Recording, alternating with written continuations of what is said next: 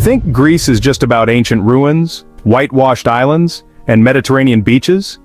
You won't believe what's really happening in this country where women can't step foot on an entire mountain and wearing high heels is a criminal offense. Wait until you find out about the place where even female animals are banned and pepper spray can land you in jail. Number 15. Greece is the only European Union country where pepper spray and mace are completely illegal, and carrying them can get you arrested and detained immediately. You heard right. While most Western countries allow personal defense sprays, Greece treats them like weapons of mass destruction. According to the US State Department, police will confiscate these items on site and may arrest or detain you for possession. Picture this, you're an American woman used to carrying pepper spray for safety, you land in Athens, and customs officials treat your tiny keychain canister like you're smuggling explosives. The fine starts at €1,000, but the real shock is the potential jail time, up to 6 months for first-time offenders. Greek authorities justify this by claiming pepper spray causes more violence than it prevents, despite crime statistics showing the opposite in neighboring countries. The irony? You can legally purchase and carry knives up to 10 centimeters long, but a non-lethal spray designed to temporarily disable attackers will land you behind bars. Local women carry whistles, personal alarms, and even small hammers for self-defense, but anything that sprays is treated like chemical warfare equipment. Number 14. In Greece you can be fined up to €500 for wearing high heels at archaeological sites, and heel police actually patrol ancient ruins with measuring sticks. Sounds unbelievable, but Greek authorities employ specialized guards at sites like the Acropolis, who literally measure heel heights and boot tourists for violations. The law prohibits any shoe with a heel over 2.5 centimeters. That's about 1 inch, from entering archaeological areas, turning fashion choices into legal violations. Here's the crazy part. Enforcement is so strict that guards carry measuring tools and will make tourists remove shoes for inspection. A British tourist group was turned away from the Parthenon because 3 women wore wedge sandals that exceeded the limit by mere millimeters. The archaeological police maintain a confiscation area filled with thousands of seized high heels, creating an accidental museum of footwear violations. The justification? Officials claim high heels damage ancient marble and stone, despite the sites being walked on for over 2,000 years, by people wearing everything from Roman sandals to medieval boots. The most absurd enforcement guards have turned away Greek government ministers, foreign diplomats, and even archaeological researchers for heel violations, proving that ancient stone preservation trumps modern diplomacy. Number 13. Greece actually has an entire mountain where women haven't been allowed for over 1,000 years, and the ban even extends to female animals. Yeah, even chickens and cows are illegal. Mount Athos operates under this law called Avaton that, well, prohibits all females from entering, creating a 336 square kilometer male-only zone that's been enforced since 1060 AD. But here's the shocking part. The ban isn't just for human women. Female domestic animals are also forbidden. That means no hens for fresh eggs, no cows for milk, and not even female cats for pest control. The 20 Orthodox monasteries there house about 1,500 monks who live without any female presence whatsoever, making it a society that hasn't seen a woman in nearly a millennium. Border guards even patrol the coastline with boats, making sure no female comes within 500 meters of the shore, and violators face immediate arrest and deportation.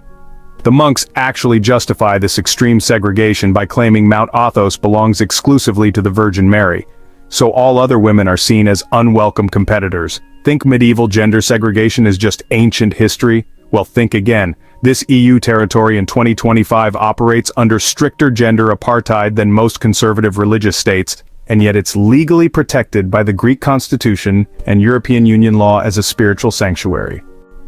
Number 12. Greece has 0 navigable rivers, despite being surrounded by water on 3 sides, which means all internal transportation has to rely on mountain roads that, honestly, close regularly due to weather.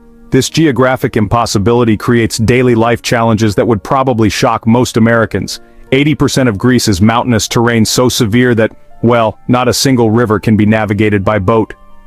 While countries like Germany have 7,300 kilometers of navigable waterways, and France has 8,500 kilometers, Greece has literally 0 kilometers of internal water transport. The result?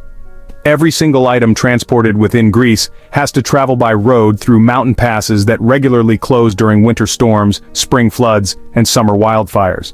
A shipment from Athens to Thessaloniki, Greece's two largest cities, requires navigating mountain highways that close an average of 47 days per year because of weather conditions. The economic impact is, honestly, pretty staggering. Transportation costs are 340% higher than the EU average, since everything moves by truck through dangerous mountain terrain. During winter 2023, the main highway connecting northern and southern Greece was closed for 23 consecutive days, basically splitting the country in half and forcing businesses to use ferries to transport goods around the mainland, which actually makes domestic shipping more expensive than international shipping to neighboring countries. Number 11. Greek coffee culture is so extreme that, believe it or not, refusing a coffee invitation is considered a serious social insult, and business meetings legally cannot start without serving coffee to all participants. Think you understand European coffee culture? Greek coffee etiquette actually makes Italian espresso traditions look, well, pretty casual. Under Greek hospitality laws, businesses are legally required to offer coffee to everyone in a meeting, and refusing can be interpreted as rejecting the host's honor and friendship. The ritual is so formalized that business contracts even include coffee clauses that spell out meeting protocols. And here's where it gets, really interesting. The type of coffee offered actually indicates your social status and relationship level. Instant coffee, like Nescafé, signals a casual acquaintance. Traditional Greek coffee shows respect, and espresso means a serious business partnership. Tourists often insult their hosts by declining coffee offers, not realizing they're basically saying, "I don't respect you enough to share a drink." The social consequences can be severe. Refusing coffee can actually end business relationships, romantic prospects, and even family connections. Greek mothers consider coffee refusal such a serious rejection that honestly, many have cut contact with daughters-in-law over coffee etiquette violations, and the time investment is huge. Greeks spend an average of 2.5 hours daily in coffee-related social interactions, making it the highest per capita coffee socializing time in the world. Greece operates a legal system where you must carry photo identification at all times or, face immediate detention. But Greek citizens can vote without any ID verification whatsoever. This contradiction really defines Greek bureaucratic logic. Police can legally detain anyone without proper identification for up to 24 hours without charges. But the same country allows citizens to vote in elections without showing any form of ID. The enforcement is honestly aggressive. Greek police conduct random ID checks on tourists and locals alike, treating lack of identification as a criminal offense worthy of immediate arrest. American tourists regularly experience detention for leaving their passport at the hotel while exploring Athens, not realizing that Greek law treats lack of identification more seriously than most countries treat actual crimes. But here's the paradox. During elections, Greek polling stations operate on an honor system where voters simply state their name and address without verification. A visiting American journalist documented being detained for 6 hours for not carrying ID while sightseeing, then, watching Greeks vote the next day without showing identification of any kind. The legal framework creates a society where carrying a driver's license is more strictly enforced than verifying voter eligibility.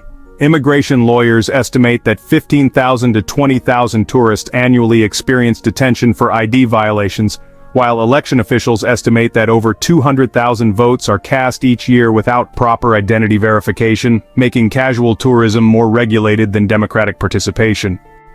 Greek islands operate on a different time zone than mainland Greece for half the year, creating a country where domestic flights cross time zones and business meetings, actually require time zone coordination. Sounds impossible, but many Greek islands observe their own unofficial daylight saving schedules that conflict with mainland Greece, creating temporal chaos within a single country. During summer months, islands like Mykonos and Santorini operate 1 to 2 hours ahead or behind Athens, depending on local tourism patterns and ferry schedules. The result? Domestic flights from Athens to Greek islands involve time zone changes, making internal travel more complicated than international flights to neighboring countries.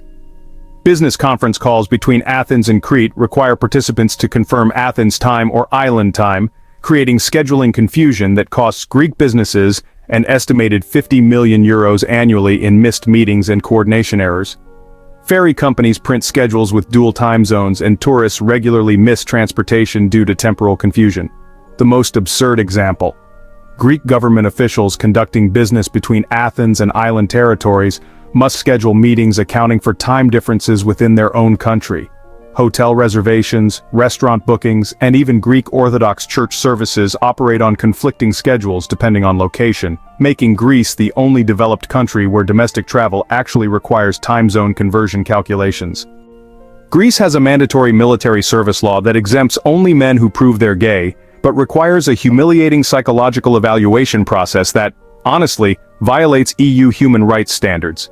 Greek conscription laws create a bizarre system where heterosexual men serve 12 months of mandatory military duty, but homosexual men can receive exemptions through a process that would, shock most Western countries. The evaluation requires men to provide evidence of homosexuality through psychological testing, personal interviews, and documentation that the EU Human Rights Court has repeatedly condemned as degrading and discriminatory.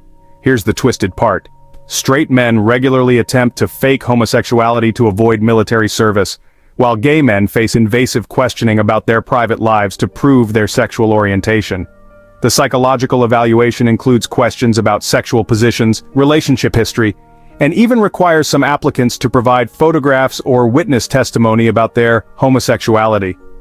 Military psychiatrists document these sessions in permanent records that follow men throughout their lives, affecting employment and social standing. The system creates a parallel economy where men pay up to €8,000 to professionals who help them appear gay during evaluations, while actual gay men face discrimination and privacy violations to claim their legal exemption. International human rights organizations estimate that 12,000 to 15,000 Greek men annually undergo these evaluations, making Greece's military exemption process the most invasive gender and sexuality investigation system in any EU country. Greek pharmacies operate under a medieval guild system where opening a new pharmacy requires buying a license from existing owners for up to €500,000, creating healthcare monopolies in small towns. This isn't free market capitalism, it's legalized pharmaceutical feudalism. Greek law limits pharmacy licenses to a fixed number per population zone, and new licenses can only be obtained by purchasing them from existing pharmacy owners at market rates that often exceed €500,000. The result? Small Greek towns often have one pharmacy that operates like a medical monopoly, charging prices 200 to 400% higher than neighboring countries because competition is literally illegal. A pharmacy license in Athens costs more than most luxury apartments, creating a system where pharmaceutical access depends on inherited wealth rather than healthcare needs. The guild system dates to Byzantine times and remains protected by Greek pharmacy associations that lobby against modernization.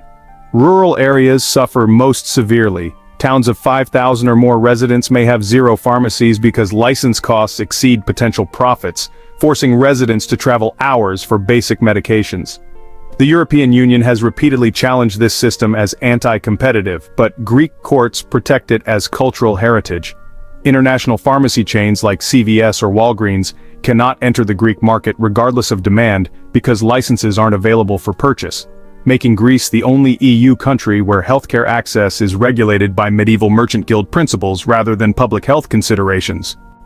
Greece operates a shadow economy so large that 25% of all business transactions are conducted in cash to avoid taxes, making it the most cash-dependent developed country in the world.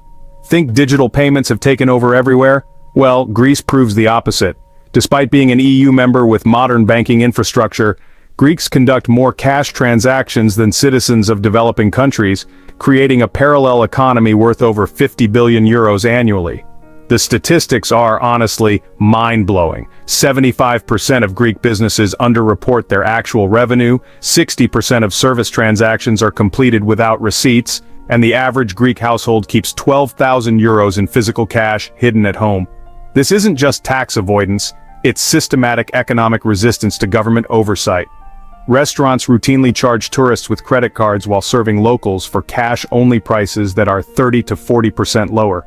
Construction workers, taxi drivers, and small business owners operate almost exclusively in cash, creating an economy where official GDP statistics bear little resemblance to actual economic activity. The government estimates it loses €13 billion annually in unpaid taxes due to cash transactions. But enforcement is nearly impossible because the entire service sector participates in cash culture.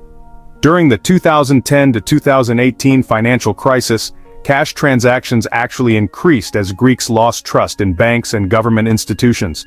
European central bank officials estimate that Greece has 40% more physical euros in circulation per capita than Germany, despite having 1/4 of Germany's official economy, proving that underground cash economies can thrive even within modern European financial systems. So, number 5. Greek wedding traditions include a pretty bizarre ritual where unmarried female relatives throw rice at the bride's feet. But, get this. If any rice lands on married women, it's considered a curse that will, destroy their marriages. This ancient superstition honestly creates wedding chaos that would seem absurd to most modern Western couples. During Greek Orthodox ceremonies, unmarried female relatives are actually required to throw rice at the bride's feet for fertility and prosperity, but married women have to literally duck, dodge, and sometimes even run away to avoid being struck by rice grains.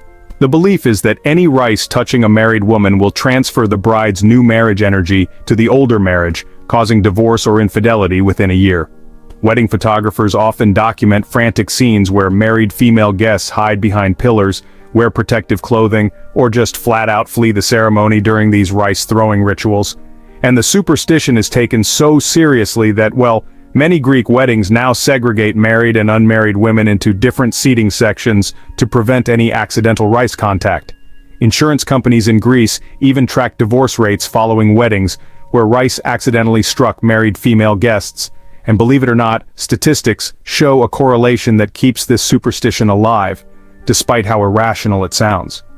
Wedding planners actually charge extra fees for rice management services that coordinate guest positioning and cleanup procedures. In the most extreme cases, families have canceled weddings or excluded married female relatives entirely to avoid rice-related curses. So, modern Greek couples face a choice between honoring thousand-year-old traditions and maintaining family relationships, with many opting for destination weddings to escape rice-throwing obligations altogether. Number 4.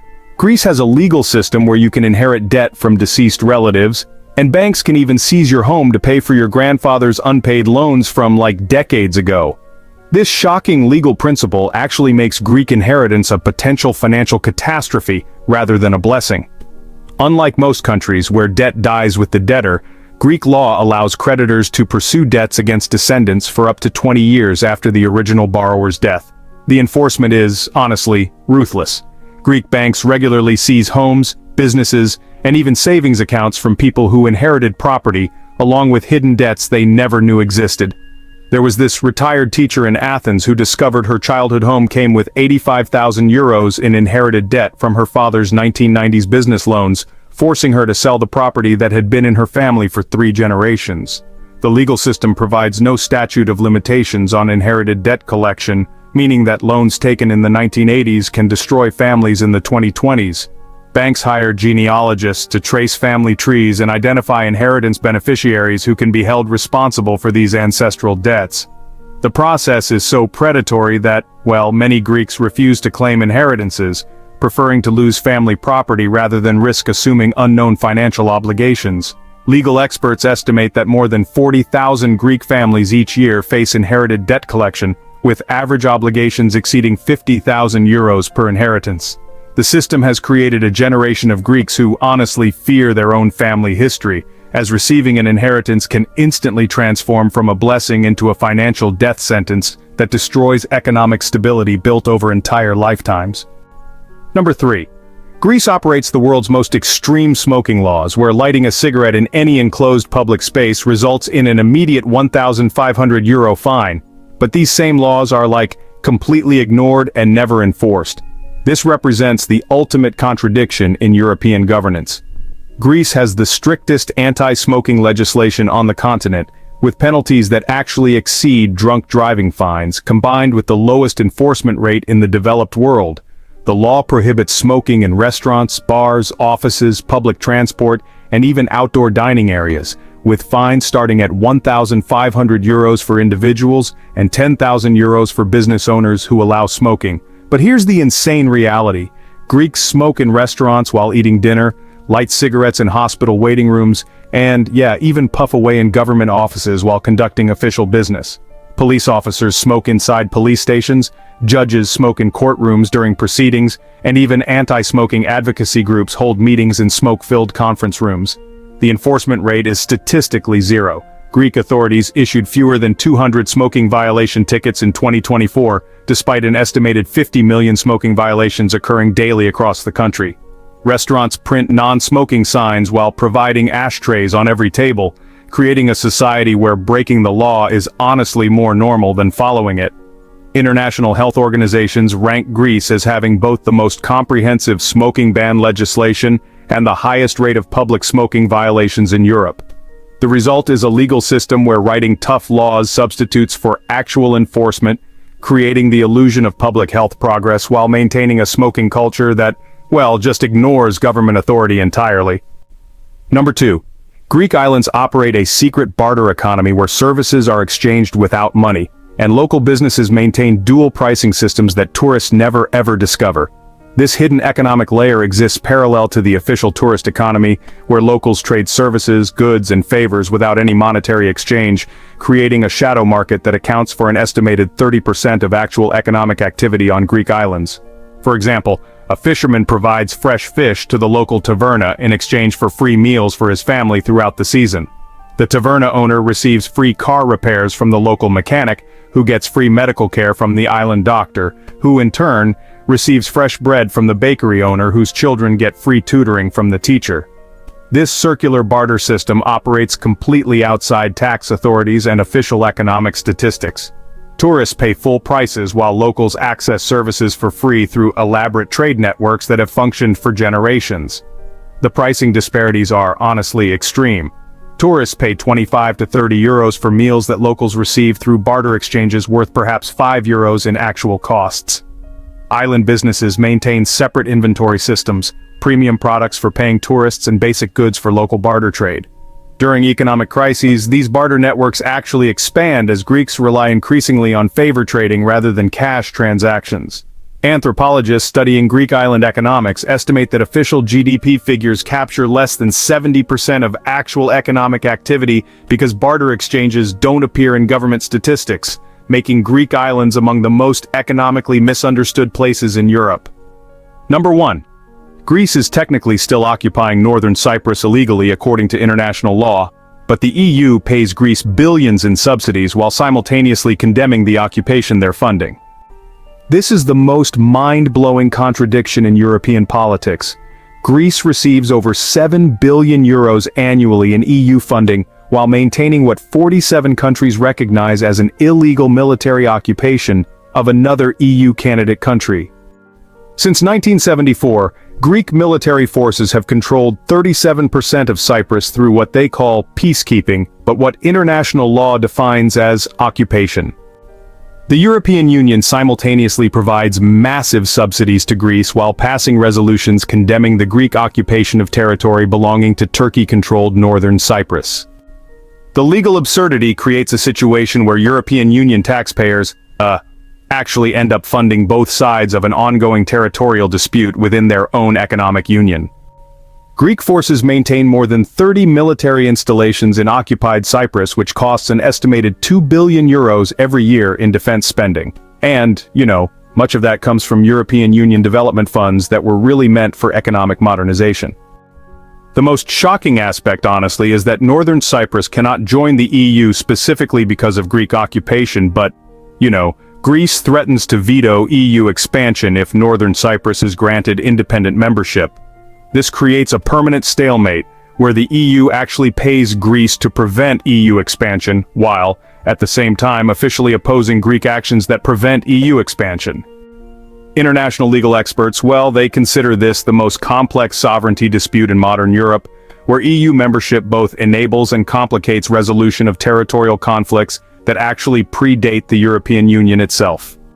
So we've just discovered Greece's most contradictory secrets, from 1,000-year-old female bans to EU-funded occupations that, somehow, the EU officially opposes.